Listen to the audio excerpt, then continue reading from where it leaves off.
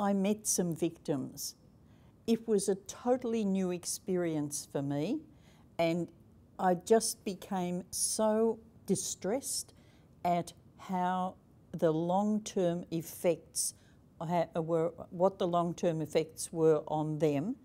And so when there was the opportunity to be involved with the bishops in setting up a program that would assist victims, and at that stage, I think the term towards healing really struck me, that it was a way of helping victims move from being victims to being survivors. And that's always been my hope, that anything I've had to do with people who are victims, that I've just been able to help them one little step to move towards healing. Unfortunately, it's a path they've got to take, but if there can be people who can help along that way. When somebody comes forward, we would offer counselling to help them through the process, because it is a very painful process for a victim to go back over what happened.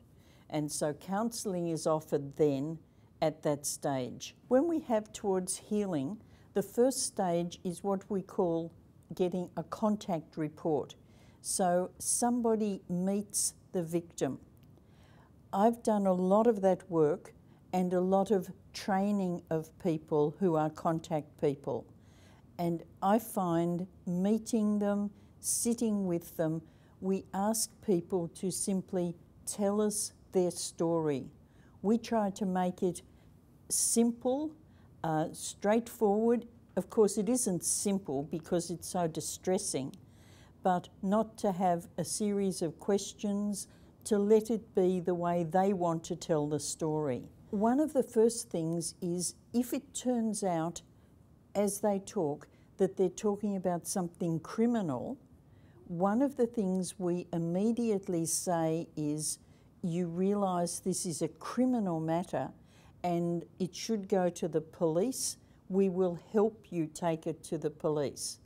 I always say, you don't need to go down to the police station and stand next to the person with the lost dog. What will happen is that we will help you and get you to somebody from the sexual assault unit. If people don't want to do that after being actively encouraged, then towards healing does go on, because we can't just ignore that here's somebody who's been abused. When people are telling their story, I always say to people, you can't just say, I've been sexually abused. It is so hard for people, but I need to say to them, look, you need to tell me a little bit about what happened. I find that when people start talking about what did happen, they become so distressed, they will start talking and then they'll move the topic off onto some other part of some other conversation.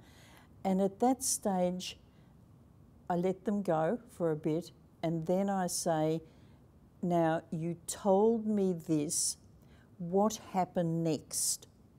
I always train people, we would never ask a leading question. We would always ask, what happened next?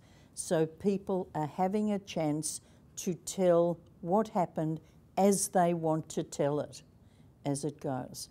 While we're getting the report, we would get, I would write it up, bring it back, because I'd come back to people and say, look, I possibly haven't got the nuances right, and you've probably thought of some more things, so let's look at this report and see where it goes.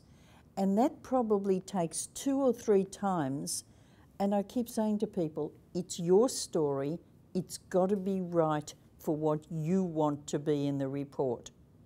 So it may be after 2 or 3 times that we get what we call a contact report. It needs then to be signed by the person who's making the report and signed by the contact person.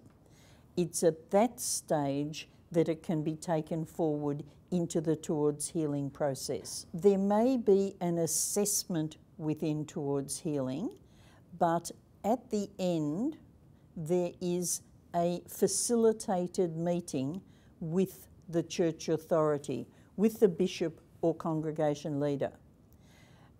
That, I think, is one of the really important parts of Towards Healing, because it gives a victim a chance to have their say for somebody in the church, somebody who's the leader of that group at the current time, to have a say and to be able to be heard by somebody in that situation, to receive an apology, and to talk about what ways people can be helped to move towards healing. We always say we cannot compensate people for what happened in the past. We can only act now to help people move towards healing. There would be so many things that have been offered in ways. We have bought cattle for somebody, bought a truck, helped people to read and write. I have one fellow who rings me every so often. He has learned to read and write what he missed out on school. We've paid HECS fees for people, or paid for people to go back to TAFE, looked at what can happen.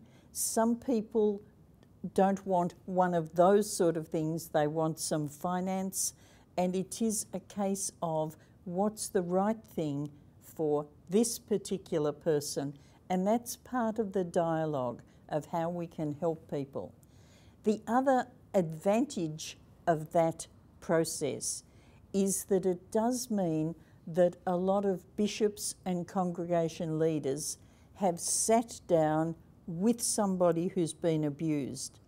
And it's only when you sit with somebody who's been abused and hear and feel some of their pain that you realise the long-term effects of sexual abuse. And I think that's a really important part.